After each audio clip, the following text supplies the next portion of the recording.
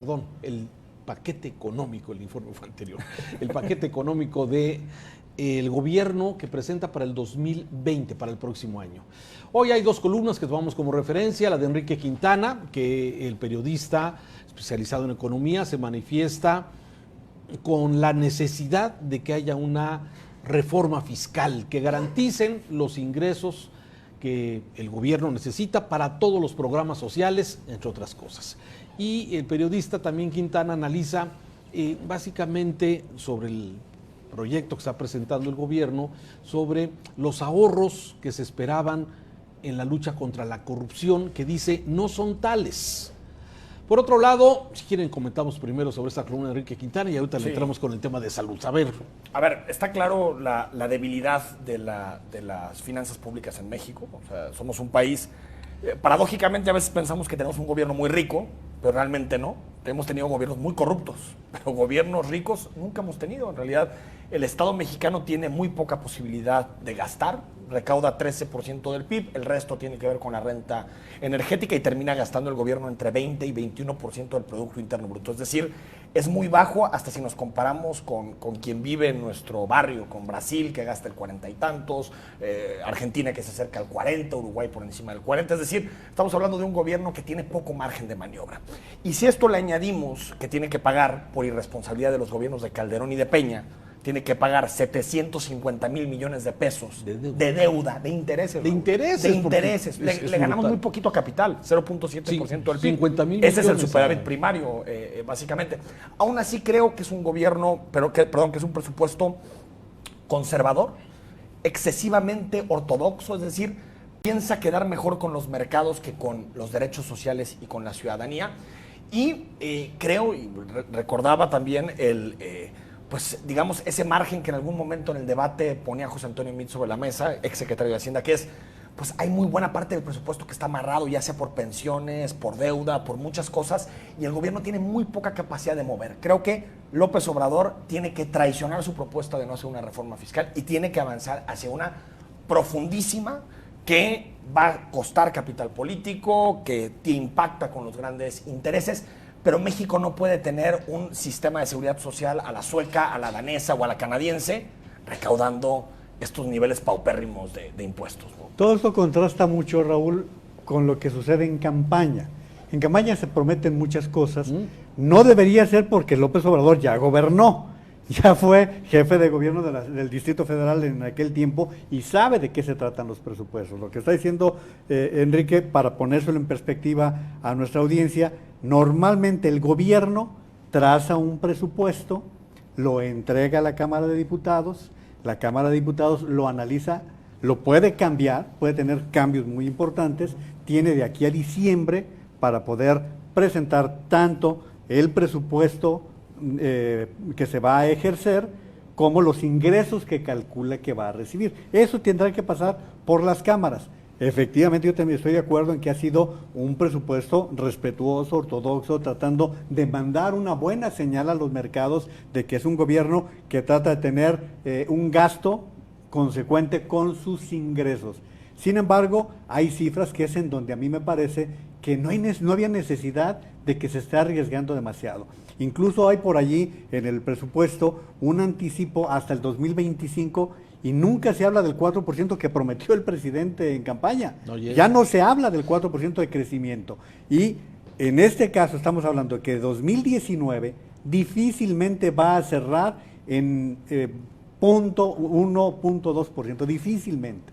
Va a ser un crecimiento nulo prácticamente. Y lo que plantea para el 2020 es un crecimiento de entre 1.5 y 2.5, si no me equivoco. Dos en promedio. Dos en promedio. Cuando habrá que recordar que Estados Unidos, que está en riesgo de recesión y que es nuestro principal socio comercial, no está hablando de un crecimiento del 2% para el próximo año. 1.8. No hay de una manera para creer en este tipo de cifras. Creo que allí es en donde el presupuesto se está excediendo. El siguiente es, en la información o en las proyecciones, el siguiente es el crecimiento de la producción petrolera. Si estamos en una producción petrolera que está en 1.6 millones de barriles diarios y que viene a la baja y que están pensando que para el año que entra la producción puede acercarse a los 2 millones, no se ve cómo podamos llegar a esos niveles de producción. Pero esos son los niveles macro que yo les dejaría a los especialistas para que los estén revisando y nos los estén presentando.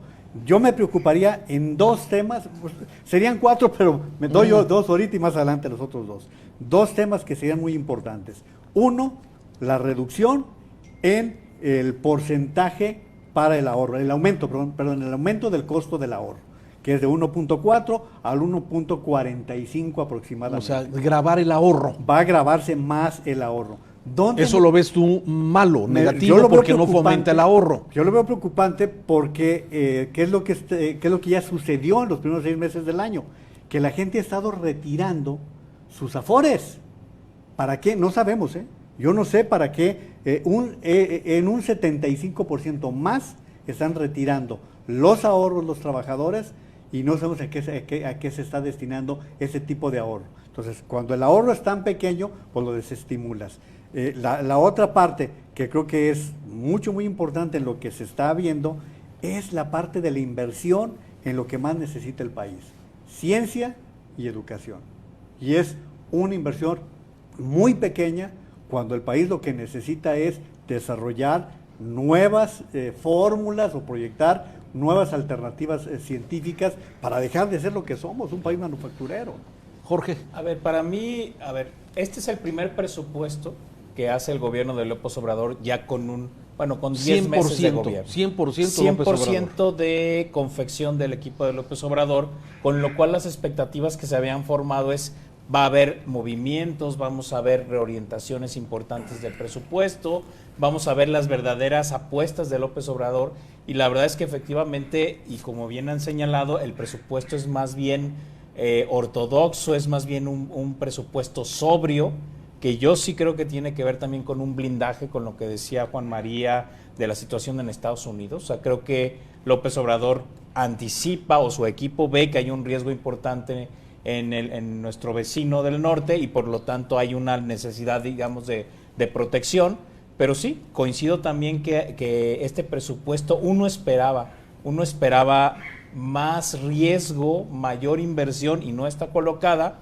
Y la otra que me parece también claro, y que Quintana lo señala muy bien, es que el mito de que combatiendo la corrupción íbamos a tener sobre la mesa cantidades inmensas de dinero, se hablaba de 500,000 millones de pesos, pues eso no está disponible, no pasó tal cosa. O sea, ese ahorro de ese ahorro que se pensaba iba a resolver estas grandes apuestas no está colocado. Quintana habla de 32,000 millones de pesos de ahorro. Sí, pero de ninguna manera te va a resolver las necesidades que tiene el país. Con lo cual yo sí coincido plenamente, y también lo decía Enrique, que sí necesitamos una reforma fiscal profunda, de fondo, donde la clave es que los que ganan más paguen más. A ver, así de sencillo. A mí me gustaría un presupuesto más social, donde hubiera más gasto en programas sociales, donde hubiera más gasto en educación, más gasto en salud, era lo que esperabas más gasto del en gobierno. pensiones. Era lo que tú esperabas. Exacto, a mí lo que me gusta de un gobierno es eso. Lo que se me hace raro es que ahora gente que nunca ha creído en eso, de pronto se vuelvan excesivamente sociales, como Sarmiento, ¿no? Le preocupa mucho el medicamento en el IMSS, le preocupa mucho que el gobierno gaste más, cuando su postura histórica ha sido recortar todo lo que se pueda recortar. Claro. O sea, me parece que de pronto hay mucha hipocresía, porque también se decía, es que López Obrador es Echeverría con López Portillo más Díaz Ordaz, entonces va a gastar lo que no tiene, va a endeudar al país. Pues no está pasando. ¿Por qué no? Contrario. A ver, yo creo que López Obrador, lo definía The Economist, es un populista fiscalmente responsable, ¿sí? O sea, es alguien que se politizó en los años de la gran depresión económica de los 80s, y que él no toma ninguna decisión que no tenga un sustento presupuestal, para bien, para mal, para regular. Y otra, lo que decía Juan María Naveja, dije, es que me preocupa que no se invierta más en educación, pero también nos enoja que se hable de más impuestos. Entonces, a ver, hay de 3 formas: o dejamos de gastar, o nos endeudamos, o hay más impuestos. O hay más impuestos. Es decir, no hay otra forma. Entonces, creo que siendo conservador el presupuesto para mí, cosa que a los panistas, a la gente de derecha le debería de gustar un presupuesto de estas características, es decir, creo que dentro de lo que puede se mueven los márgenes para tratar de recaudar más. Creo que los impuestos a plataformas digitales, que ojalá no los pague el usuario, esperemos. No, ojalá. estoy segura que se va a repercutir sobre el usuario. ¿Quién sabe, Enrique? Raúl? Hay muchísimos, no, pero no ojalá sabe, Raúl. que no, O sea, hay muchísimos países en donde se ha regulado este tipo de cosas y se han puesto candados necesarios para que no caigan sobre el usuario. Claro. No lo veo, muchísimos países en el mundo, claro. No lo veo. No lo ve, Raúl. Hay porque modo, también se hay ha modo de debatido. que se haga, eso sí. Si siempre creemos que van a salir las peores consecuencias, pues tal vez. Yo lo que creo es que va a ser un impuesto que sí va a haber una parte, pero no necesariamente todo lo va a asumir el usuario, y hay fórmulas. A lo que me refiero es, creo que tasar el ahorro, meterle más impuesto al ahorro es importante en un momento de desaceleración. Incluso el gobierno tendría que gastar más. Por eso se me hace ilógico que saque 0.7 de superávit primario en este momento. Tal vez en un momento de vacas gordas de la economía, vete al 1, 1.2, 1.3 de superávit primario. Pero ahorita lo que necesitamos es que gaste. Si le quitas la inversión en Pemex, que son 90,000 millones de pesos más que tiene Pemex para gastar, quitándole eso, el Estado va a gastar en torno a 7% menos que el año pasado. Lo va a gastar antes, porque están adelantando todos los procesos. A lo que me refiero es, creo que no es un presupuesto que nos va a ayudar a crecer, no es un presupuesto social, pero también creo que de pronto hay unas críticas en donde quieren más gasto, con los mismos impuestos y sin deuda. No, pues es que esas fórmulas no existen. Es que sabes que seguimos con el mito de que hay algún dinero ahí guardado que estaba y que alguien se lo gastaba o se lo robaba y que lo vamos a recuperar. Eso es ese mito que López Obrador fomentó. Claro, porque ahora nos estamos dando cuenta que no existe ese dinero. Esa fue la narrativa. Claro, ese dinero no existe. Es que se estaba robando 500,000 millones de pesos que van a reforma ahí. fiscal la hacemos para todo. Claro, Yo creo, por supuesto. no, sí hay corrupción, pero no era de los niveles que se estaba augurando. O no se ha detectado. Claro, Yo claro. sí creo que todo lo que acaba de decir Enrique es necesario y posible. Primero, la reforma fiscal. Pero la reforma fiscal a todos los niveles, porque normalmente se habla de la misma masa gravable que siempre. Pero sobre todo los ricos, sobre todo los que no pagan en este país. No, es que son los ricos. Pero es que también los pobres. No, los pero pobres. Juan María, a mí este discurso de a los tiangueros hay que meterles impuestos y a Uber no. No. Híjole. A ver, estoy diciendo todos. Yo dije que a todos. Una reforma fiscal puede incluir un impuesto al consumo, por ejemplo, Claro, que hay quien claro. propone Que no. ese tipo de cosas. Ese es totalmente regresivo. Por eso, ¿sabe? Pero Tenemos son que tocar diferentes. la base del ISR. Claro, Pero sí quien tenemos más que pagar tiene- todos. Tenemos que pagar todos impuestos. Pero sobre todo los que más ganan. Sí, desde luego. Cuando decimos todos se diluyen. No, Quien por apenas llega a fin de mes no tiene Pero- las mismas posibilidades que quien gana millones y tiene estrategias fiscales para estar defraudando todo el tiempo. Para eso todo son el las tiempo. fórmulas. Para eso son las fórmulas, pero ya estamos viendo a los epigmenios de este gobierno, ya estamos viendo a los que les están protegiendo también para cuidarles el gasto. No, yo creo que todos tenemos que pagar impuestos. Tú dile a un tianguero, Jorge, que ya no le van a pedir la mordida los inspectores. Es que sabes que sí pagan impuestos, pero de otra forma. De otra manera. Bueno, claro. es más una extorsión que un impuesto. Claro, o diles que cuando van a ir a hacer sus compras a Guanajuato o a Michoacán, la federal no les va a pedir 1,000, 2,000 pesos. Claro, o sea, no. todo ese tipo de impuestos que la gente sí paga. Entonces yo sí creo que todos tendríamos que pagar impuestos. Según Pero sobre todo, ¿quién? Es sobre todo los que ganan más, Es reorientar lo que ya se paga. Evidentemente. O sea, pagar más. ¿te parece justo que Uber gane lo que gana en México y reporte todo en Holanda? Pero no ¿Te parece justo eso? Pero no No, solamente es Uber. justo. Bueno, me refiero a una empresa. No. Pero todas estas de la economía digital que lo están abordando en este son ganancias impresionantes. Bueno, impresionantes. y que aparte tenemos están idea, destrozando economías. Airbnb está destrozando los puertos de nuestro país. Nada los más que hoteles, los restaurantes. Yo sí estoy de acuerdo con Raúl en que verás quién va a terminar pagando eso. Oye. Como está el tema de los refrescos, La semana pasada se le dio mucho vuelo a la presencia de FEMSA con el presidente de la República y el gran tema era que no querían que se tocaran los impuestos a los refrescos. ¿Y quién va a pagar? Pero sí van a aceptar entonces que López Obrador no es ni Echeverría, ni López Portillo, ni nadie de ese tipo. Yo tengo mis opiniones. Sí, vamos a, bueno, pero vámonos a los datos. Es que podemos hablar de mucho. No, es que habla de determinada forma. Igual viene de Tabasco, que es más cerca. ¿Es o gasta como López Portillo, como Echeverría? Yo creo que López Obrador es López Obrador y vamos a terminar valorándolo. Entonces nos la pasamos un año comparándolo con Echeverría y no tenía nada que ver. No, nada que ver. Déjame irme un poquito al tema del IEPS, que es el que estás mencionando.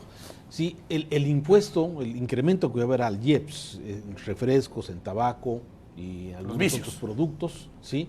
con refresco, Enrique. A ver, para muchos, el refresco, para mucha gente pobre, el refresco es la dieta. Es indispensable. Sí, entonces, hay un impacto también en esto. Sí, el problema de ese tipo de, hablando de ese tema, o sea, el problema es que tú puedes decir, sí, es una dieta, pero ese consumo de refresco luego nos cuesta. Claro. En salud pública. Enfermedades, diabetes. Terrible. Sí, desde luego. A ver, tú estabas defendiendo yo no grabar el consumo.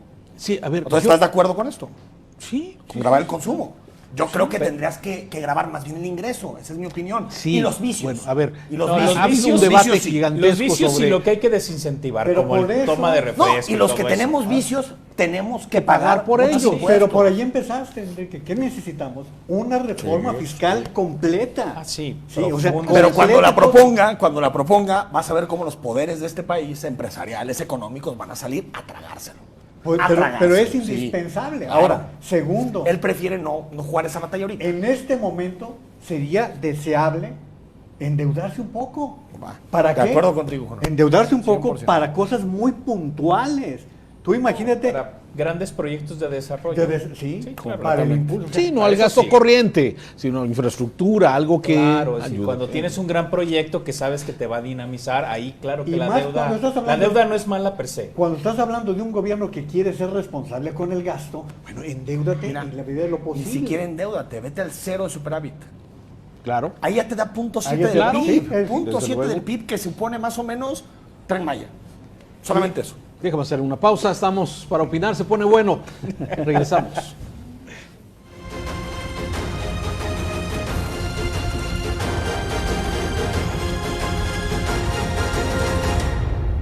$4.100.000 usuarios únicos, 2.700.000 usuarios nuevos, 17.5 millones de páginas vistas, 6.9 millones de sesiones.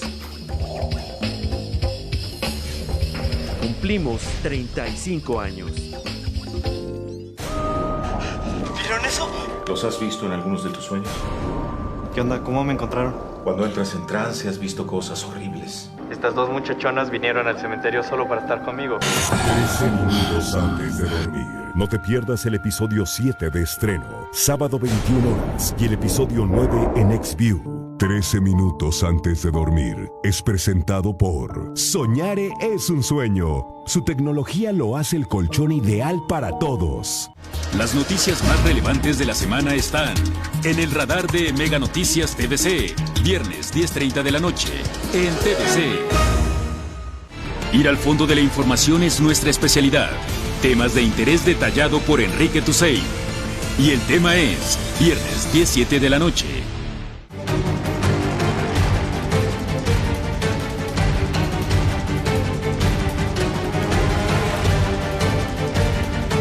Los socavones no son normales. No te acostumbres.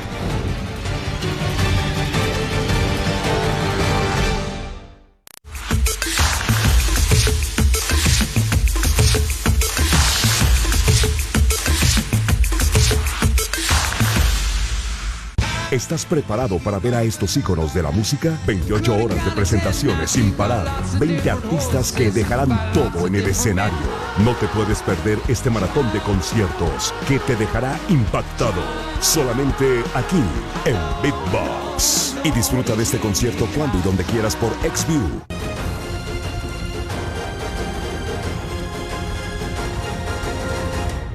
El presupuesto, el paquete económico 2020 trae 41,000 millones para Dos Bocas, ¿sí?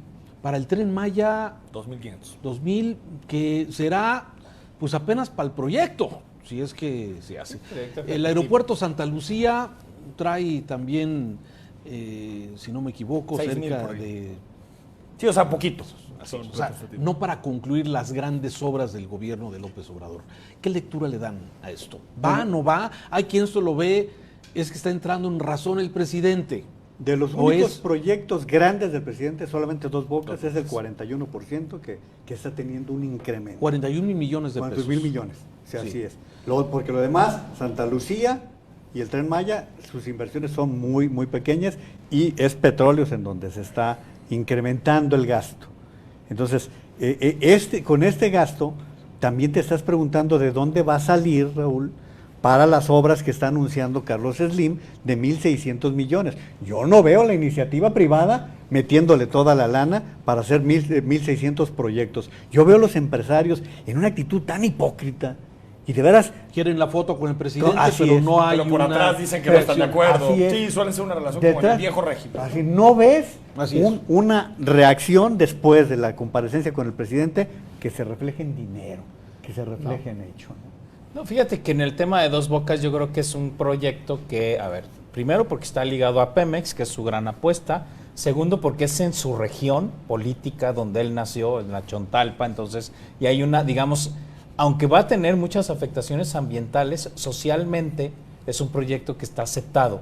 Y además, que si eso llega a funcionar, lo de Dos Bocas, por supuesto que va a generar un efecto multiplicador nacional. ¿Habla socialmente aceptado? Sí, es decir, la gente no tiene problema con la construcción de la refinería en la zona. Claro, hay ambiental. Tampoco. No, pero dicen sí, va, viene, es una zona que está acostumbrada al tema de petrolero, o sea, es una zona petrolera desde hace décadas. Entonces no hay las oposiciones sociales, por ejemplo, que tú encuentras en el Istmo o en algunos tramos del Tren Maya, donde efectivamente el proyecto sí deja muchas dudas. ¿No? Exacto, pero en el caso de Dos Bocas yo no alcanzo a ver en este momento una resistencia social importante. Es un proyecto ligado a Pemex y además, vuelvo a repetir, si la refinería funciona, el efecto de producción de gasolina pues es para todo el país. Entonces yo sí creo que de todos estos proyectos el que está más en firme es Dos Bocas y se ve claramente en el presupuesto. Los otros tienen dudas, no sabemos si van a salir, no sabemos hasta dónde van a llegar. Santa Lucía es el que veo más débil de todos. Santa Lucía, el Tren Maya puede ser. No, yo el del Istmo también lo veo débil, por el tema de la resistencia social. Y desde luego, por aquí la seguridad. bueno, no le mete nada casi, creo que son 500 millones al... A ver, yo creo que en el asunto de sus proyectos estratégicos está claro que es los que le pueda dar rentabilidad económica, que es Dos Bocas, o sea, a mediano y a largo plazo. Claro. Yo fíjate que en el caso de la producción de Pemex, no sé si llega al 1.9, pero se va a acercar al 1.9. O sea, ¿tú crees que haber sido contenida 1.8 la caída va para arriba? Sí, o sea que se contuvo, es que ya se contuvo en 1.7 y Pemex prácticamente está llevándose toda la explotación de aguas someras y ya se está abriendo el mensaje de Arturo Herrera y el mensaje de Alfonso Romo, han sido a aguas profundas, va la industria privada. Creo que eso va a relajar un poco la relación entre las energéticas y la presidencia. Entonces, no me parece tan descabellado el 1.9. Puede ser que no alcance 1.9, pero no se va a quedar tan lejano. Lo de la autoridad moral es importante en el proyecto de López Obrador si quiere una reforma fiscal. O sea, primero, que realmente haya ahorros de la austeridad. ¿Dónde están los ahorros de la austeridad? O sea, si tú ves la nómina del gobierno federal, la nómina crece de 850 y tantos mil millones a 905 mil millones. Entonces, pues se bajaron salarios, se despidió gente, adiós a los de confianza, adiós a todo, pero al final vamos a pagar 50 mil millones de más de nómina. Claro. Digo, él te puede decir es que es Guardia Nacional, es que se contrataron más, puede poner muchos asegúnes, pero en términos de ahorro de nómina no existe, no hay. Huachicol es otra.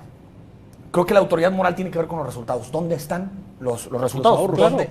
Y también lo que señala Salvador Camarena, creo que la gente va a empezar a permitirse que se debata una reforma fiscal a fondo cuando llegue a los hospitales y haya medicinas, cuando su hijo entre a la escuela. Cosas tan obvias, no nos vayamos a lo macro. Y esa autoridad moral sí tiene que ver con la forma en que se ejecuta el gasto. Si López Obrador vuelve a tener un año como el 2019, en donde se empieza a ejecutar en marzo, abril, las licitaciones salen tarde, las escuelas no reciben recursos. Bueno, estamos viendo, las universidades van a llevar 0% de incremento. ¿Cómo es posible que los chavos y las chavas entren a la universidad con 0% de incremento y apostando todo por universidades? Cuando tienes una ley que dice que ya es un derecho humano para todas y todos. Entonces, y con el proyecto de crear universidades. La autoridad moral sí es la base de una posible reforma fiscal a futuro, pero este tiene que ver en el día a día de los ciudadanos. Y hablando de la reforma, el tema de medicinas, perdón, el tema de medicinas a mí me parece clave porque es esa parte de la vida cotidiana y del día a día que más le afecta y más le duele a la gente, sobre todo a los más pobres. Yo creo que ese es un punto de quiebre, porque todos los otros gastos igual se pueden ir medio solventando, eludiendo, pero el tema de la salud, sobre todo a los más pobres, es un asunto donde no puede el presidente darse esos márgenes otra vez. Sí, es la cruz. Salvador Camarena habla de esto que hacía referencia Enrique. O sea, el tema de salud puede ser el punto de quiebre con el próximo año para el presidente. Es que ya está siendo un problema para el presidente el tema de la salud, pero también ahí es donde yo creo que se necesita una gran reforma.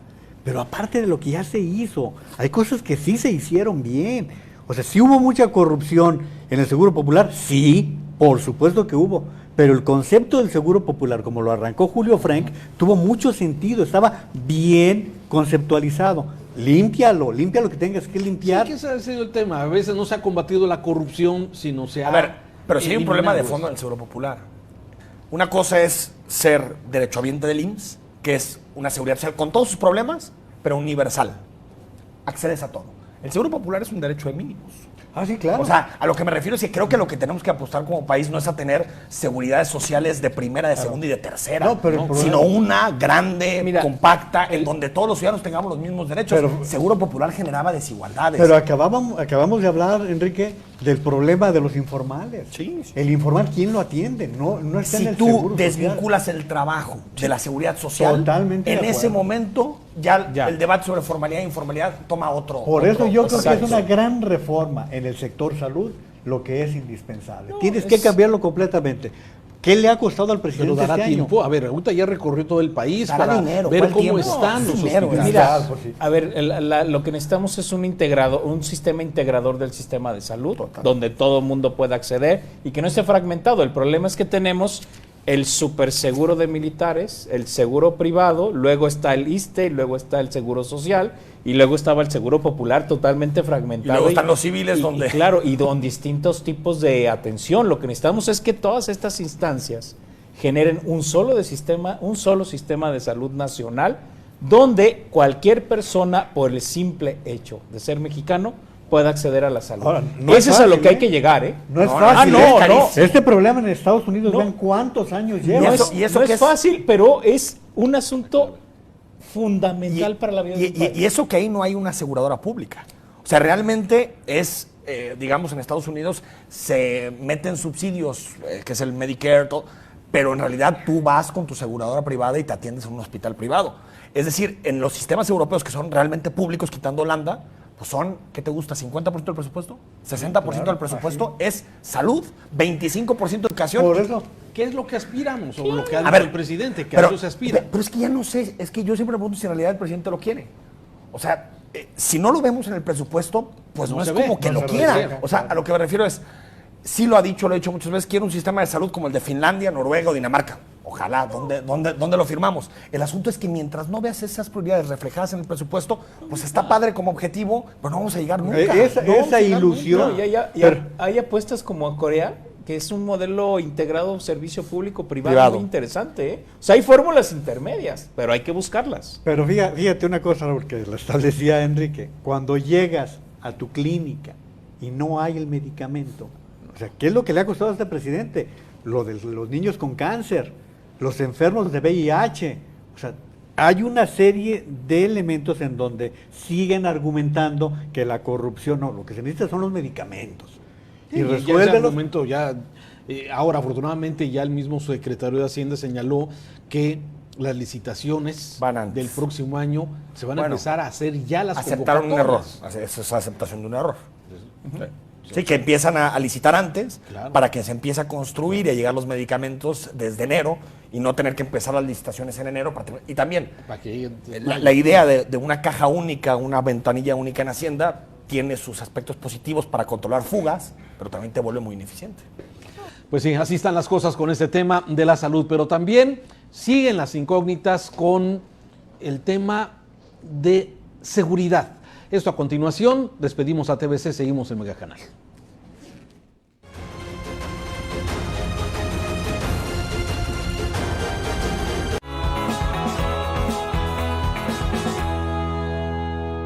Gobernar Tlaquepaque ha tenido como principal motivación darle a mi municipio el lugar que merece. Hemos trabajado para mejorar las condiciones de vida de nuestra gente, incrementar los servicios públicos, atraer nuevos empleos y combatir la inseguridad.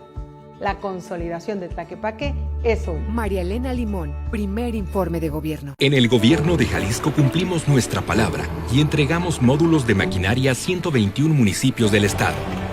Desde el primer momento entraron en acción para ganarle paso al temporal, haciendo brechas, bordos y limpiando canales. Hoy rehabilitan los caminos a cosechas y llevan agua donde hacía falta. La maquinaria ahora está al servicio del campo y de la gente, porque la refundación trabaja en cada rincón de Jalisco. Gobierno de Jalisco. En Caja San Rafael seguimos creciendo para ti. Como consecuencia de nuestro crecimiento, nuestra mascota Rafi ya está en búsqueda de nuestra nueva sucursal en el municipio de Tepatitlán de Morelos, para brindar un mejor servicio a los pobladores de este municipio. Espérala muy pronto.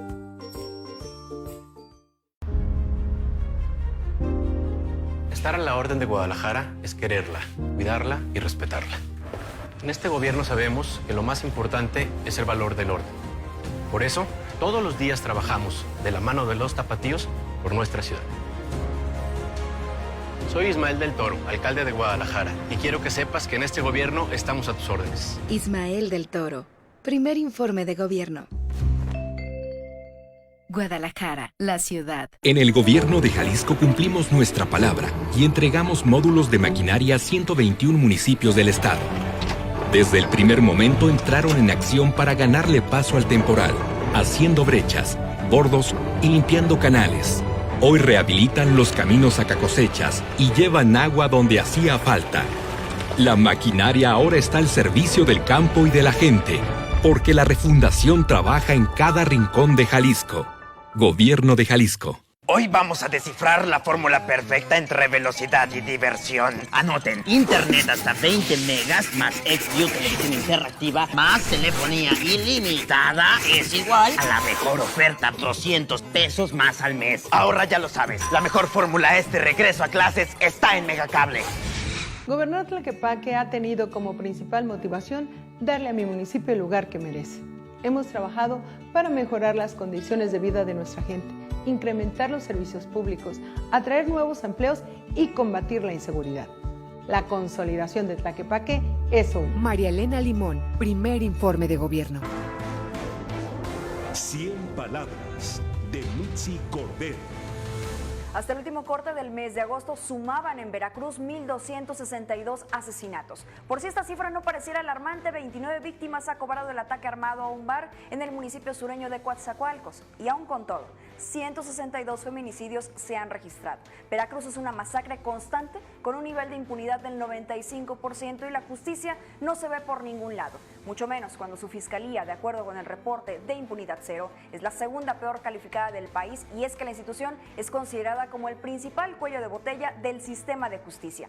Aquí imperan dos factores: una incidencia delictiva a la alza y la falta de capacidad por parte de sus autoridades para hacer frente a esta situación. Aunque lo que sí es importante es un pleito político enviando toda la fuerza policial a una dependencia en lugar de enviarlos a donde diariamente se derrama sangre.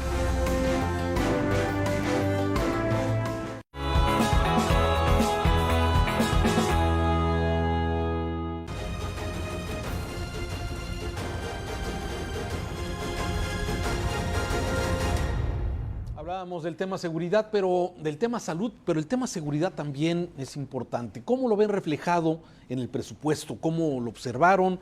Ya se contempla la Guardia Nacional con 59 mil millones de pesos, militares, marinos y Policía Federal integrando. Bueno, la Policía Federal ya no aparece en el presupuesto, sino la Guardia Secretaría de Seguridad Pública y Guardia Nacional.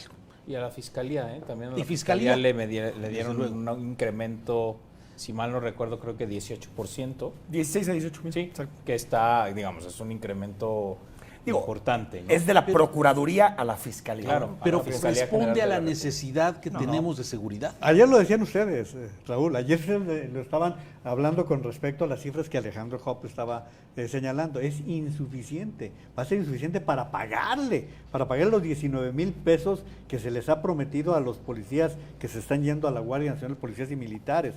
Entonces, el presupuesto va a ser insuficiente para seguridad, y más cuando tengamos que hablar de la necesidad de nuevos equipos, de darle mayor facilidad de movimiento, en fin. Creo yo que la parte de seguridad no hay suficientes recursos.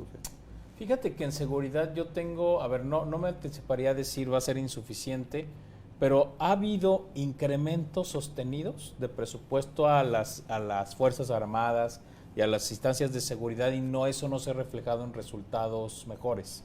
O sea, eso es una tendencia que trae muchísimos años, no es un tema solo de López Obrador, sino de los gobiernos anteriores, y para mí más bien la pregunta es si esta fórmula de creer que dando más dinero para los temas de seguridad vamos a tener distintos resultados, porque digo, la tendencia que se ha venido dando y que lo han señalado muchos grupos de derechos humanos desde hace años es cada vez hay incrementos al presupuesto de seguridad, y eso no tiene un reflejo en mejores cifras. Pero ¿cómo vas a pagarle a los nuevos elementos? Porque estás hablando de robustecer las fuerzas, de crear una guardia nacional. Lo estoy, concuerdo contigo, pero para mí la gran duda es que si seguimos alimentando un hoyo negro que al menos en todos estos años no ha dado resultado. Sí, porque hay que sumarle los estados y los municipios. Los municipios poquito, los estados un poquito más. Porque si entramos en esta lógica, pues no hay dinero que alcance, ¿eh? No, a ver, para la magnitud del problema, muy lejano. Yo también creo que no solamente es un asunto presupuestal, como dice Jorge, pero pensar que un Estado con los problemas de violencia que tiene, de desapariciones, de homicidios, de todo, puede operar con 200 mil millones de pesos en su conjunto, es el 3% del presupuesto. O sea, no, yo sí creo que por más que no sea la salida, la solución, es muy poquito. O sea, estás hablando de que el gran cuerpo policíaco tiene 59 mil millones de pesos. El gran cuerpo policíaco, y porque le agarras algo de Marina, le agarras algo de lo militar, el presupuesto que le asignas directamente, que son 2.500 millones. Es decir, sí me parece que es poco, y que sí se tiene que hacer una planeación a mediano y largo plazo en el gasto de seguridad. El asunto es, está bien, hay que meterle más seguridad. ¿Dónde recortas? ¿Dónde? ¿Qué es el debate? ¿A qué le quitas? Porque después le quitas a ciencia y pues no. Le quitas a educación y pues tampoco. Le quitas a programas sociales menos. Y mejor. ¿De dónde recortas? O sea, ¿de dónde quitas recursos para poderle meter a seguridad? Ese es el problema. Partiendo de esa idea, es de las primeras ocasiones, y creo que es un buen mensaje, de que presupuesto a programas sociales y presupuesto a seguridad están más o menos equilibrados. 250 mil millones a programas sociales, 200 mil millones a seguridad. Más o menos hay un equilibrio en términos de atender las causas y atender las consecuencias, ¿no? Los efectos. Y el otro tema para mí del presupuesto son los municipios, o sea, las policías municipales que obviamente no entran en esta lógica, que son las que ahí les quitan muchísimo. Ahí es donde están los verdaderos problemas. Digo, hay municipios grandes como Guadalajara, Zapopan, obviamente las grandes capitales de México, pero te vas a las policías de ciudades medias y municipios pequeños. A ver, aquí lo que comenta Enrique es, le quitan el presupuesto federal que recibían los municipios. Casi a la mitad. Cero. Casi a la mitad. Casi a la mitad de lo que recibían el viejo Subsemun, que se llamó, ahorita le cambiaron el nombre Subsemun a otro. Que no servía de nada, ¿eh? Pues más o menos, a ver, yo creo que de nada no, pero sí era, por ejemplo, para el asunto del equipamiento. Como resultados coincido en que no sirve para nada. A ver, pero después vamos a un contrafactual. ¿Cómo estaríamos en caso de que ese tipo de dinero no llegara? O sea, por ejemplo, para equipo, el Subsemun era fundamental, para equipo. Porque aparte no te permitía uniformes, todo eso, armas. todo lo que tiene que ver con equipar las policías. A ver, era lo para que comprar creo, pistolas, chalecos. Sí, o sea, es para armar a las policías. Lo que creo es que hay una visión y que está expresada en el presupuesto hipercentralista de la seguridad de la Guardia Nacional. Va a llegar a pacificar el país, y en realidad tendríamos que partir de la idea de que solamente fortaleciendo las policías municipales o estatales vamos a tener una reducción de la violencia sostenida. No podemos pensar que la Guardia Nacional va a rescatar cada espacio y cada rincón de este país. Era la esperanza. No es ni siquiera óptimo con el modelo de prevención. Pero aquí la situación, Raúl, es que estamos hablando de presupuestos de dinero para aquí y para allá, pero el resultado final, si tú excluyes a Yucatán, el país está convulso. O sea, lo que ocurrió este fin de semana, cerca de 300 asesinatos. ¿Qué es lo que está pasando? Lo que decía Jorge, en las grandes ciudades, en Guadalajara, en Ciudad de México, la delincuencia común está desatada. A sus anchas. A sus anchas. Sí. Y por más que se esté haciendo el esfuerzo de nuevas patrullas y más policías, no compensa con todo eso. Yo creo que la parte económica, lo que decía Enrique, por más que le estés inyectando, al final de cuentas, el resultado final no nos está favoreciendo. Aún así le invertimos muy poquito y todos los especialistas de seguridad te dicen, es muy poco lo que se gasta en materia de seguridad. Y antes de dejar, y no hay estrategia, que me parece que es lo que hemos visto.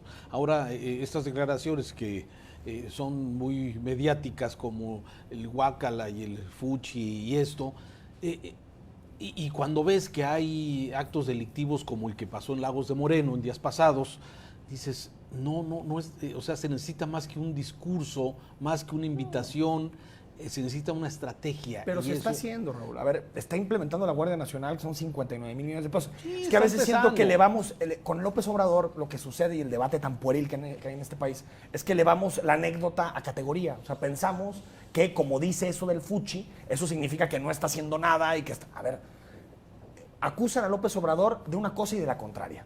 Dicen que está militarizando el país, que con la Guardia Nacional militariza el país, pero después dice que es muy soft con los criminales. A lo que me refiero es, pero a ver, ¿dónde está la verdad? ¿Dónde están aquellos que presentan a López Obrador como el genio de las comunicaciones? ¿Dónde está? Pues sí, cuando tienes a un presidente que tiene los reflectores permanentemente, o sea, tú no puedes escuchar un programa de radio o televisión por las mañanas que no esté refiriéndose a la mañanera. Y sí, se ha apoderado del espectro informativo. Pero es tan genio que el día siguiente, el lunes, todas las notas estaban equiparadas, el Fuchi y el presupuesto. El mismo número de notas. ¿Y de qué nos ha beneficiado eso? No, yo digo que de nada, por eso le decía a Raúl cuando conversamos sobre los temas, digo, para mí el Fuchi y eso, pues puede ser muy padre el asunto para discutirlo en redes. No creo que sea simbólico. A ver, yo creo que si no hubiera nada detrás. No me parece, no lo digo que sea un simbólico, me parece que hay una realidad que nos está al país, está ardiendo 100 homicidios diarios en este país, y la estrategia, y vemos a los militares además retraídos por las poblaciones que los acosan, con la instrucción aparentemente de no contener, o no, con la idea de no reprimir, que ese es básicamente lo que está manejando. O sea, pero para mí es una cosa diferente, ahora, es contener a reprimir. Ahora, a mí no me gusta un presidente con ese tipo de discursos. No me gusta. Bueno, pero ya entra ahí en las percepciones. Pero por la influencia que tiene, Raúl, por el peso que tiene. El peso que tiene ese tipo de expresiones, ese tipo de declaraciones, que sí es irrelevante. Si ¿qué tiene de malo que diga que le causa Fuchi la seguridad y la violencia? ¿Dónde está el discurso? No, esa declaración a mí se me hace, pues, digamos, poco útil para el debate, pero no me parece que esté diciendo nada malo. O sea, no le causa asco la inseguridad, pues sí. O sea, malo, tú dijeras, bueno, es que detrás de ahí no ha propuesto un nuevo cuerpo de policía, no ha propuesto tal... O sea, si hay detrás de eso acciones, estaremos algunos en acuerdo o desacuerdo. Yo siempre he dicho, lo he sostenido, que la Guardia Nacional para mí no es salida. No es salida. Creo que va a bajar los indicadores, pero no va a ser sustentable a mediano y a largo plazo. A mí no me gusta. Que el presidente, sobre todo en lugares muy violentos. Yo lo subrayaría, a mí no me gusta, pero sí quisiera, antes de que nos vayamos de ese tema, hay un asunto relevante dentro del presupuesto que no estamos tratando, que es el de las rentas, Raúl. Hablando de reformas, el que paguen impuestos. Ese sí fue un cambio de juego. Pero es que, ¿sabes qué, Enrique? Es un asunto que le afecta a la gente, que le va a afectar. Que le afecta a la gente que no paga impuestos por la renta. Claro, pero es que es a donde hay que pagar impuestos cuando rentas algo. Pero es que es a donde yo voy. De las grandes reformas que podrían dejarle dinero al país, es una revisión del tema bienes raíces. Quienes no pagan impuestos y rentan propiedades, quienes no pagan los impuestos correspondientes a la hora de comprar y vender una propiedad, y los riesgos de seguridad. Por eso, pero a ver, pero tú hace rato decías que hay que pagar impuestos los que tengan que pagar. Si tú estás poniendo a la renta un departamento. Yo no estoy en contra de que pague, al contrario, paga tus impuestos. Es lo único que van a hacer, Juan María. Checar y, a ver, lo han dicho todos los especialistas en temas fiscales, en el asunto del arrendamiento hay una evasión tremenda, porque casi todo el mundo lo paga en efectivo. No se reporta. En servicios médicos. también hay un montón. Hay muchísimo. O sea, bueno, si tú hay muchas formas. Cada que rento, me dan mi facturita y pago mi IVA. Y así tiene que ser. Bueno, ¿y sabes cuánta gente no lo hace? Muchísima. Muchísima. Entonces está bien que lo haga el gobierno y que apriete a los arrendatarios. Sí, yo no estoy diciendo que no paguen impuestos, ¿eh? Yo estoy diciendo que el tema, como se está planteando, es mucho más complejo y puede ser mucho más benéfico para Hacienda en el momento en que revises el todo, el cómo se está dando. Sí, o sea, una gran reforma fiscal, pero bueno, tú hace rato decías que el que va de impuestos, el que no esté pagando lo que tiene que pagar, que lo haga. Bueno, ¿tú sabías, Raúl, que hay gente que ni siquiera sabe que se tiene que pagar impuestos por eso? Ya no es un asunto de evadir, que ni siquiera tiene conciencia de que cuando está rentando su propiedad, tiene que reportar. Es que son actividades que, a ver, nuestra cultura de contribuciones es tan mala, y además donde, a ver, la máxima es evade todo lo que puedas. Esa es la máxima que todo mundo lleva a cabo. Desafortunadamente, eso genera una insolidaridad social terrible. Porque sí, estamos en un círculo, porque por otro lado tampoco tienen los servicios de primera, entonces la gente dice, a ver, no tengo calles y avenidas, no tengo alumbrado público de primera, no tengo escuelas de primera, tampoco no tengo pagan de primera, médicos. Por tampoco eso, pagamos de primera. No, pero a ver... O sea, ese es un viejo dilema que nos acostumbró el viejo régimen priista, que decía, yo te doy servicios chafas, tú pagas impuestos chafas. Así de fácil. Y nos quedamos con eso. Tenemos que llegar al momento en que se rompa ese tipo de relación, en donde los ciudadanos digamos, tenemos que pagar, si queremos educación pública de calidad, si queremos buenos hospitales, y tal, tenemos que pagar los impuestos que se tienen que pagar. Y para eso es importante que el presidente demuestre autoridad moral, que se gasta bien el dinero. Es la única legitimidad para que de hecho, fíjate, las experiencias... Bueno, me refiero... Las experiencias mundiales, los gobiernos. Cuando hay transparencia, rendición de cuentas, si se gasta bien, la gente tiende a decir, vamos empezando a pagar porque vemos que, la típica, veo que mi dinero no se va a ir al bolsillo de nadie más, sino que efectivamente contribuye al bien común. Esa es la salida. El tiempo se nos fue, un comentario rápido local. En los temas locales tenemos informes de los presidentes municipales. Empezó ya Ismael del Toro. Seguridad, la principal deuda que tiene. Pero no informó, volvió a hacer campaña, ¿no? Bueno, es que oye, ofreció para el próximo año. Pues sí, ¿no? 6 puntos en concreto. A ver, yo creo que los informes, lo único positivo es que tenemos posibilidad de debatir las realidades municipales en los programas de televisión, radio, periódicos, porque realmente los eventos como tal no tienen ningún valor. Lo que sí te recuerda es, más allá de municipios en particular, lo lejos que estamos de la ciudad que queremos. O sea, la Guadalajara de ahorita no es una Guadalajara vivible, habitable, justa, una ciudad donde puedas caminar. Realmente el bodrio de ciudad que hemos construido está empezando a ser insufrible. Quien vive, realmente tu código postal determina el tipo de ciudad. Si tú naces en una zona acomodada de Andares, pues es como si vivieras en Alemania, prácticamente. Y si naces en el Reguilete de Zapopan, que está a 10 minutos de esa zona, pues es como si vivieras en lo peor del quinto mundo, no hay agua. Es decir, es una ciudad que es muy distinta a la que fue durante muchísimas décadas. En tiempo de lluvias se acentúa esta problemática que estás vemos diciendo. Todavía más. Y una cosa, si te fijas, Raúl, cada uno de los municipios, si no está en el anonimato, como Ismael del Toro, está con crisis ridículas. No debería ser ridícula lo de las villas panamericanas. Tendría que ser un tema que se debió resolver hace mucho tiempo. Pero la gestión del tema sí fue ridículo. Totalmente. O sea, el tema no lo es. Es un debate serio como el que tuvieron en el ITESO, pero la gestión política sí. Totalmente de acuerdo. Claro. Y Tlajomulco con el tema que se está presentando con el desarrollo que ha tenido este municipio. O sea, realmente cayeron en polémicas más que en soluciones, como lo que está diciendo Enrique.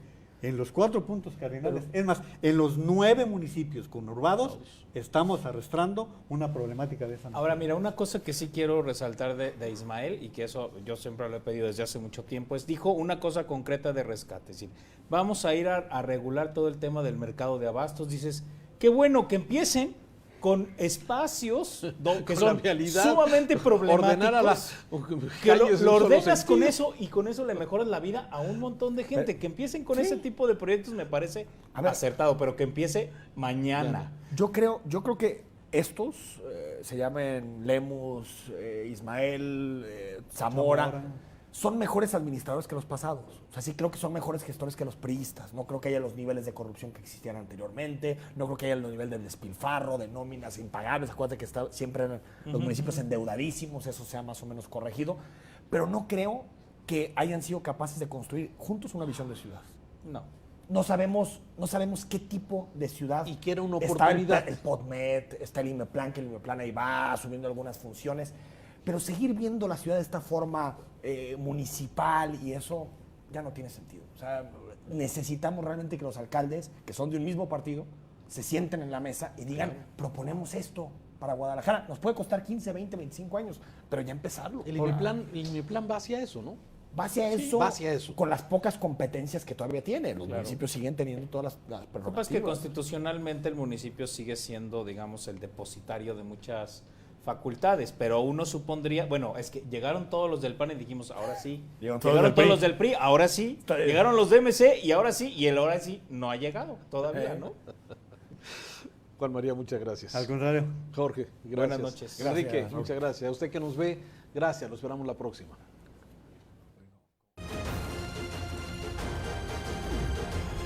Para opinar.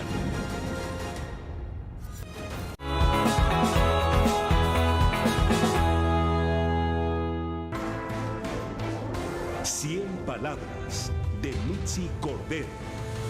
Hasta el último corte del mes de agosto sumaban en Veracruz 1,262 asesinatos. Por si esta cifra no pareciera alarmante, 29 víctimas ha cobrado el ataque armado a un bar en el municipio sureño de Coatzacoalcos. Y aún con todo, 162